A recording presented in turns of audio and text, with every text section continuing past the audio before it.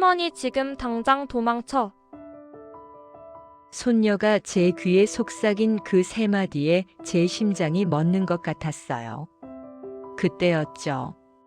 현관문이 부서질 듯 쾅쾅 두드려지는 소리가 들렸어요. 그 소리가 멈추지 않는 동안 제 머릿속에는 하나의 생각만 가득했죠. 우리 아들에게 뭔가 큰일이 생겼구나. 남편을 일찍 하늘로 보내고 저는 제 모든 것을 걸고 아들 민준이 하나만 보고 살았습니다. 민준이는 늘 그런 제 희생에 보답하듯 대기업에 다니는 자랑스러운 효자였죠. 제가 가진 모든 자부심은 바로 그 아들의 성공에서 나왔어요. 하지만 완벽했던 아들에게 이상한 그림자가 드리워진 것은 몇 달 전부터였어요. 전화 통화는 점점 짧아졌고 가끔 보면 눈빛이 불안했죠.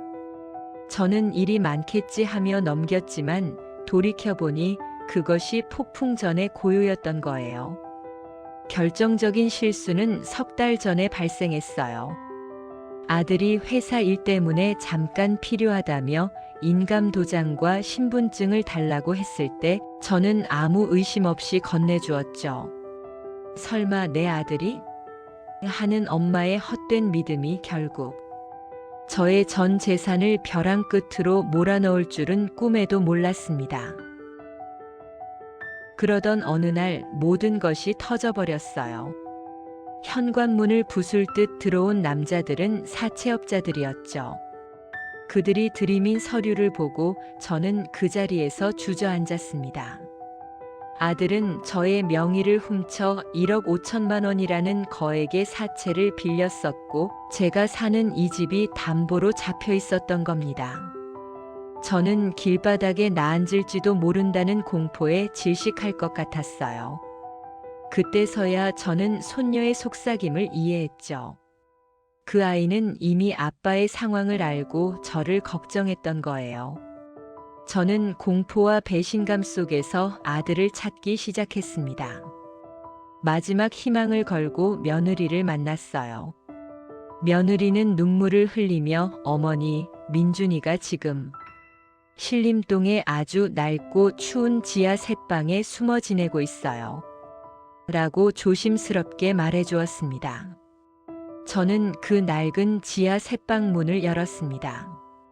그곳에는 자랑스러웠던 제 아들이 아닌 뼈만 앙상하게 남은 초췌한 남자가 웅크리고 있었죠. 저는 이성을 잃고 민준이에게 소리쳤어요. 내가 어떻게 나한테 이럴 수 있니? 내가 어떻게 엄마의 마지막 안식처인 집까지. 아들은 무릎을 꿇고 울면서 자백했어요. 대기업에서 해고된 후 온라인 도박에 빠져 모든 것을 잃었고 결국 엄마의 인감에까지 손을 댔다고 말이죠. 그는 빚쟁이들이 무서워 도망 다녔고 어머니인 저에게는 너무나 부끄러워 연락할 용기조차 없었던 거예요. 저는 아들을 향한 분노로 몸이 떨렸어요. 하지만 그 순간 저는 문득 깨달았습니다.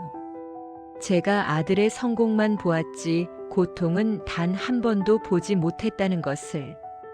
아들을 향한 저의 사랑이 자랑거리라는 조건부적인 사랑이었다는 사실을 깨닫는 순간 저의 분노는 힘을 잃었습니다.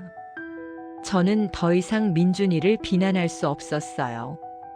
분노는 사라지고 대신 아픈 아들을 보듬고 싶은 엄마의 마음이 차올랐죠. 저는 아들을 끌어안았습니다.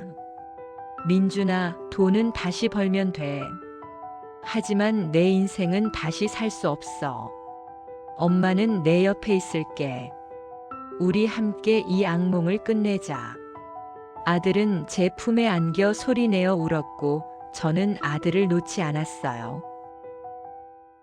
우리는 이 위기 속에서 전 재산을 잃는 대신 무너지지 않는 가족의 사랑을 되찾으며 어려움을 함께 넘어섰습니다. 이 이야기에는 여러분께 전하고 싶은 메시지가 하나 있어요. 우리가 진정으로 지켜야 할 것은 집 문서나 재산이 아니에요.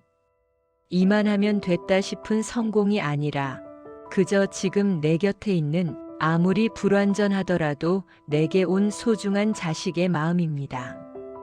우리 모두 자녀를 향한 사랑이 자랑이 아닌 굳건한 믿음이 되어줄 때 그 사랑이 자식의 가장 든든한 울타리가 되어줄 거예요.